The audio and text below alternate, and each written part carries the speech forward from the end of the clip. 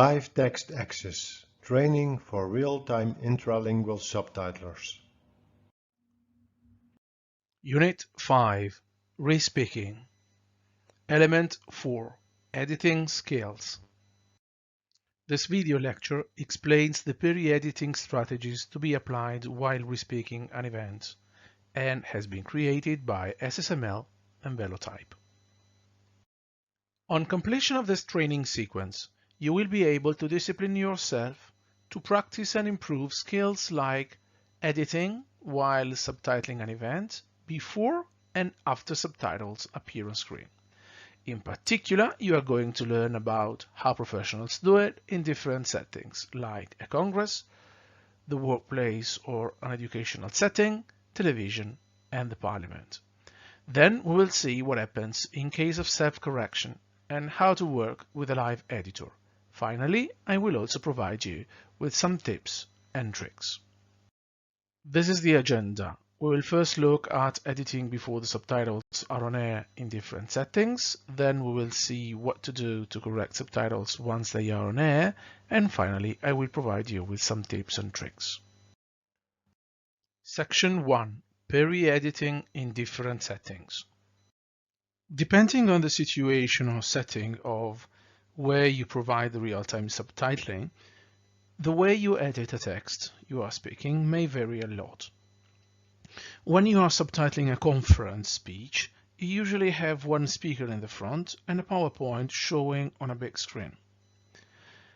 The text of your subtitles appear either on a second screen or as two-liners on the same screen as the presentation if you use software programs like Text on Top.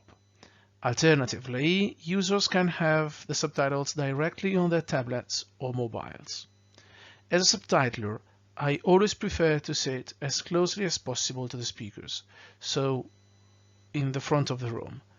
That way I can see most of the speakers speak, see the PowerPoint, and have close contact with what's going on during the meeting, and, if needed, interact.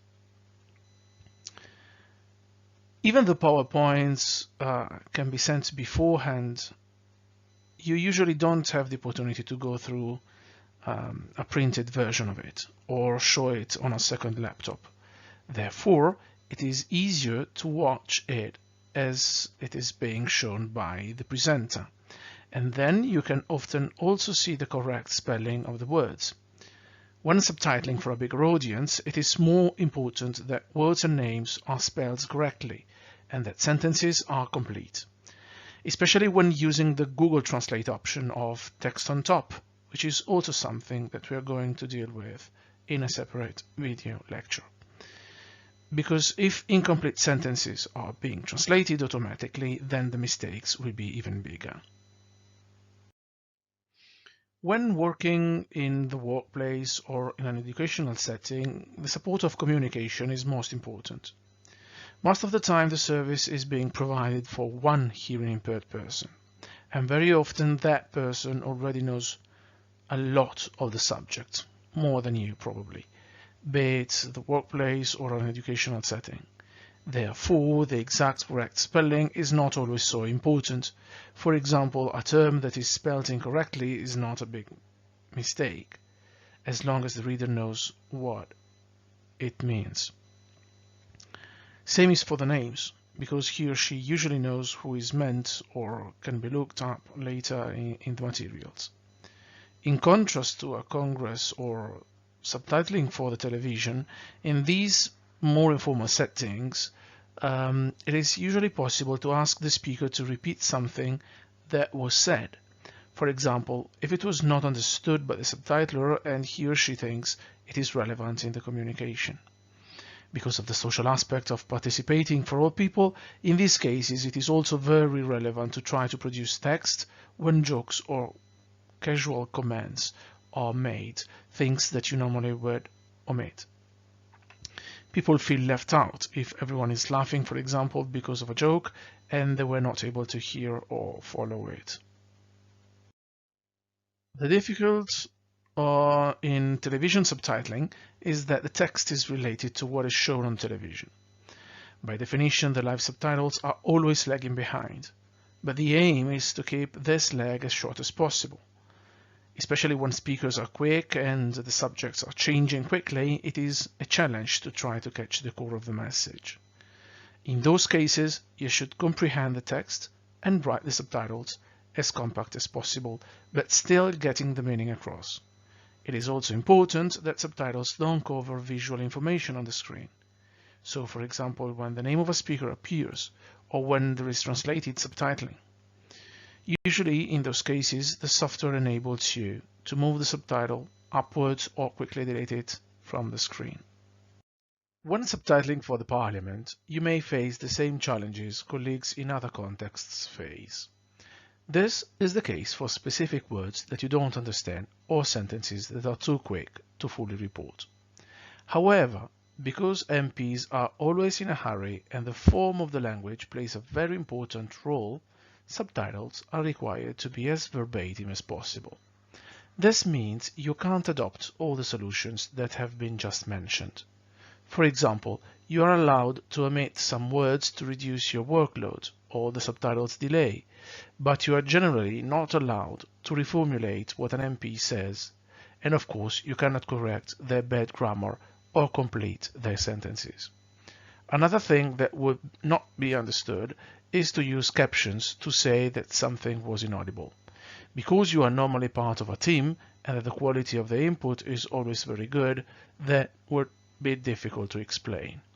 Furthermore, in many cases you may have a live editor, somebody that corrects your input before airing it. In this case, you can rely on his or her help and can avoid adding further stress to your job, as monitoring the text while speaking is always a huge challenge, and this is all the more true in Parliament. However, don't relax too much, as the live editor may need your help when it comes to some specific words that you are likely to be more acquainted with. In this case, you can either hope the software understands that word, or you can type it down on a specific part of the software so that the live editor can spot it and use it.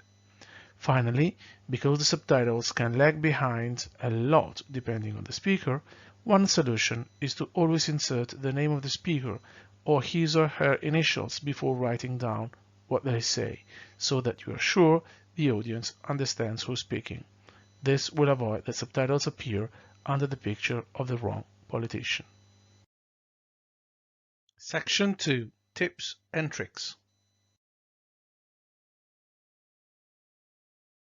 So far, we have seen how to avoid that mistake appears on screen. We are now going to see what to do if we spot a mistake in the subtitles we have produced. Even the most talented and experienced professional makes mistakes. Before telling you how to correct mistakes that have already appeared on screen, let me say that there are basically two situations. One where the speaker himself or herself does the correction, the other one where a live editor does the job. The first one is also the most common situation, especially in the case of subtitling a conference, a meeting, or a class. In these cases, the speaker has to constantly monitor his or her output and check he or she is providing good quality subtitles. When a mistake appears on screen, he or she has to decide whether to correct it or not. If it is a minor mistake, and you, the speaker, think the audience can easily understand what it stands for, then it can be left there, as the action of correcting takes a lot of energy. In case it is important for comprehension, then you have to correct it. One way of doing this is the standard one, that is, you stop dictating, select the mistake, and replace it with the correct one by dictating the correct word or by typing it. I usually go for the latter to avoid to correct it a second or a third time. This is an option when the mistake is close to the end of the sentence. If it is far from the end of the sentence, it may be more useful to opt for signaling the presence of a mistake and provide the correct sentence. A common way of doing this is to interrupt the sentence by means of two dashes. If the mistake and the context allow for it, you can always think of an alternative solution. This is an option in the case of mistakes that do not provide false information or the opposite meaning. For example, if the speaker says that today is a good day and you write that today is Wednesday or that today is a bad day, you can only correct the mistake.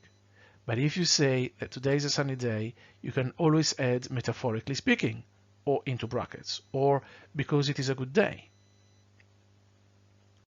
If you work with a live editor, then you can either ignore what is going on screen, or you can collaborate and monitor your output.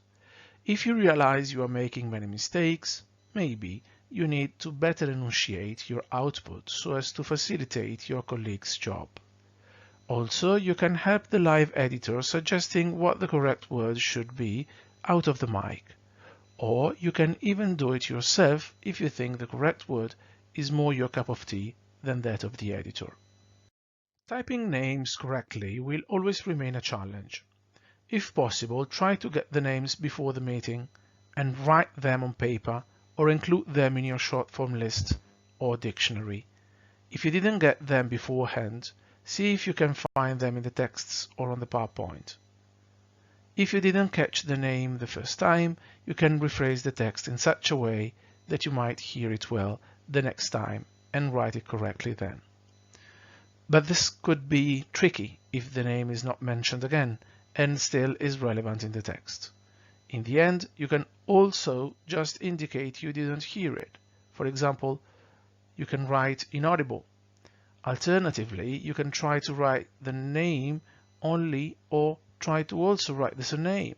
However, this depends on the setting, as on TV and in Parliament, this can have consequences that you don't want to know.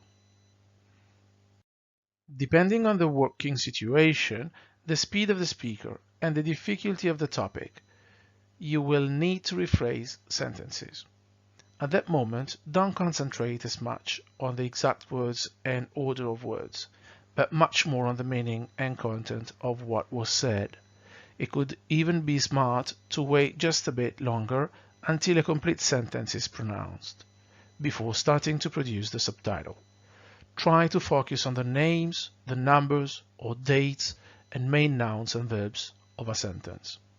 When difficult or complex words are being used, try to look for simpler synonyms or describe the words, especially if you are not sure about the spelling and don't want to make a mistake.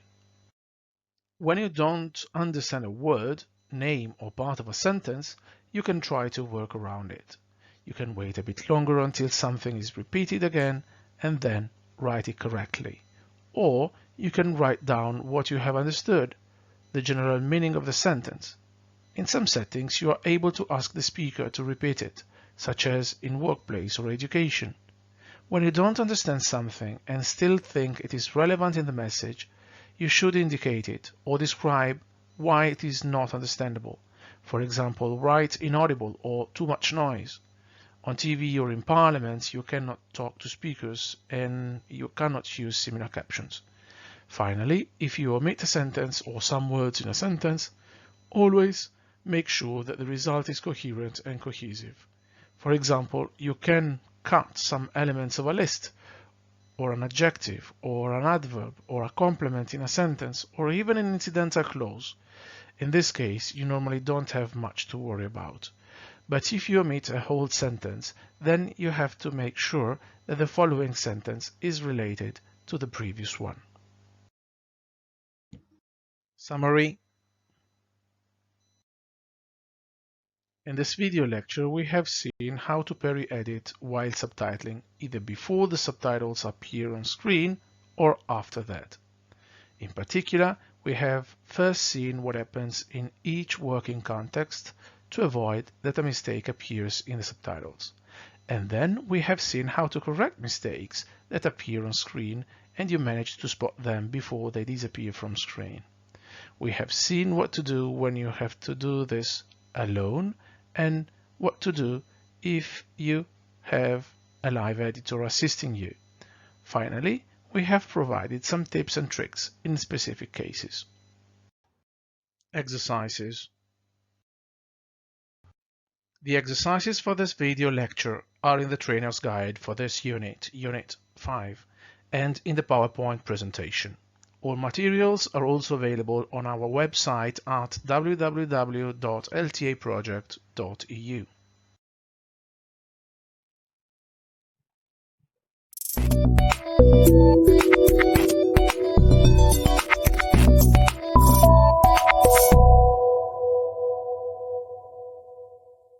LTA Live Text Access, Universitat Autónoma de Barcelona, SDI, Internationale Hochschule, Scuola Superiore per Mediatori Linguistici, ZDF Digital, European Federation of Hard of Hearing People FHO, Velotype, Subti Access, European Certification and Qualification Association ECQA.